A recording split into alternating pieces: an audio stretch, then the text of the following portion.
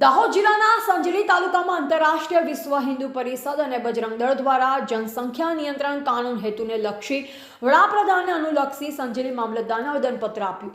માહિતી અનુસાર દાહોદ જિલ્લાના સંજલી તાલુકામાં આંતરરાષ્ટ્રીય વિશ્વ હિન્દુ અને બજરંગ દળ દ્વારા જનસંખ્યા નિયંત્રણ કાનૂન બનાવવાના હેતુને અનુલક્ષી ભારત સરકારને અનુલક્ષી સંજલી મામલતદારને આવેદનપત્ર આપ્યું, જેમાં ઉપસ્થિત જિલ્લા સંગઠન મંત્રી રમેશભાઈ વળવાઈ અને આંતરરાષ્ટ્રીય વિશ્વ હિન્દુ પરિષદના કાર્યકર્તા હાજર રહ્યા।